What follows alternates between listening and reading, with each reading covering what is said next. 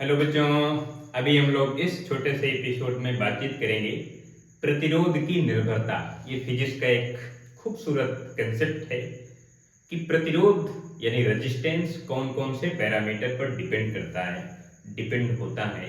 यानी dependency of the resistance of the material, चाहे वो कंडक्टर्स का हो, सेमीकंडक्टर्स हो, चाहे वो इंसुलेटर हो। और बहुत सारे बच्चों को लगता है कि जब ओम्स लॉ हम लोग पढ़ते हैं तो V equal to I R लिखते हैं, तो जो R की वैल्यू है वो V और I पर डिपेंड करती है, जबकि ऐसी कोई बात नहीं है, ये इन पर डिपेंड नहीं करता है। जो R है, रेजिस्टेंस है, वो मटेरियल की प्रॉपर्टी है, बैटरी की प्रॉपर्टी नहीं है कि बैटरी पर हम कितना भी पोटेंशियल डिफरेंस क्रिएट करें और उसी के हिसाब से वो करंट फ्लो कर आएगी तो रेजिस्टेंस की वैल्यू चेंज हो, नहीं। रेजिस्टेंस मटेरियल की प्रॉपर्टी है, वायर की प्रॉपर्टी है, बैटरी की प्रॉपर्टी नहीं है। जैसे हम लोग आज का टॉपिक अगर लिखते हैं प्रतिरोध की निर्भरता यानी dependency of the resistance of the resistance. Resistance कौन कौन से पैरामीटर पर डिपेंड करता है। जैसे ये हमारे पास रेजिस्टेंस हो गया और इसको मैंने यहां से बैटरी से इस तरह से कनेक्ट करा दिया प्लस माइनस, और यहाँ पर करंट को मेजर करने के लिए मैंने एमीटर लगा दिया। करंट वेरी आई एम्पीयर की रेजिस्टेंस आ रहा है। यहाँ का पोटेंशियल VA है, यहाँ का पोटेंशियल VB है, तो potential difference VA minus VB ये डायरेक्टली प्रोपोर्शनल होगा करंट के, और VA minus VB equal to आप V लिख सकते हैं, तो V A minus VB equal to R multiply I, तो R equal to VA minus VB equal to divide by I, ऐसा लिखेंगे।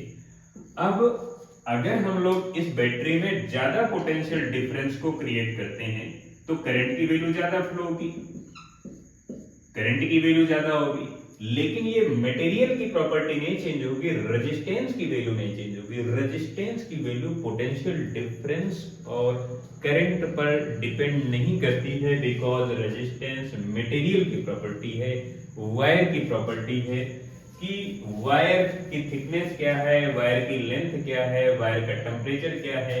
ये जैसे वायर मैंने बना लिया तो इस वायर का ये क्रॉस सेक्शनल एरिया है, इसको मैंने किसी बैटरी या सेल से कनेक्ट करा दिया तो पोटेंशियल डिफरेंस मेंटेन हो गया VA और VB। अब यहाँ पर VA की वैल्यू VB के इक्वल नहीं है, अब पोटेंशियल डिफरेंस की वैल्यू 0 नहीं है, तो अब यहाँ पर जो इलेक्ट्रॉन है वो इस डायरेक्शन पर मूव करने लगते हैं from lower to higher potential.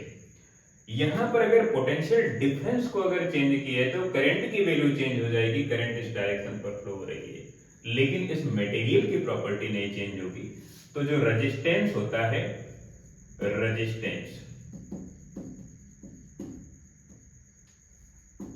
Resistance R वो कई पैरामीटर पर डिपेंड करता है। पहली बात तो ये मटेरियल की प्रॉपर्टी है, इसके थिकनेस पर डिपेंड करेगी, यानी क्रॉस सेक्शनल एरिया, ये क्रॉस सेक्शनल एरिया A पर डिपेंड करेगी। इसकी जो लेंथ है वायर की L पर डिपेंड करेगा। इसका कितना टेम्परेचर है, टेम्परेचर T पर डिपेंड करेगा।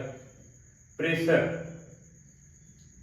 प्रेशर पर डिपेंड करता है, यानी जो रेजिस्टेंस होगा वो लेंथ का डायरेक्टली प्रोपोर्शनल है, जो रेजिस्टेंस है क्रॉस सेक्शनल एरिया का इनवर्सली प्रोपोर्शनल है, जो रेजिस्टेंस है वो टेम्परेचर का डायरेक्टली प्रोपोर्शनल है।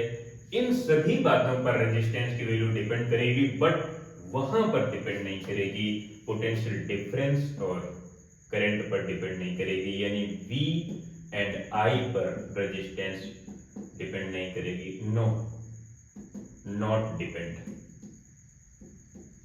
but depend on the cross sectional area, length, temperature and pressure। ये ओम्स लॉ में एक छोटा सा एक कंसेप्ट होता है। बच्चों में क्वेश्चन को सॉल्व करते समय अक्सर ये मिसकंसेप्ट के रूप में उभर कर आता है और स्टूडेंट समझ नहीं पाता है कि ये जो रेजिस्टेंस है वो कौन कौन से पैरामीटर पर डिपेंड करता है।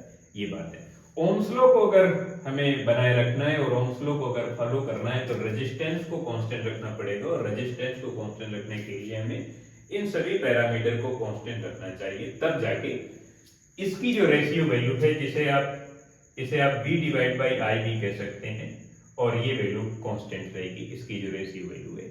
ये इसका एक छोटा सा कंसेप्ट है।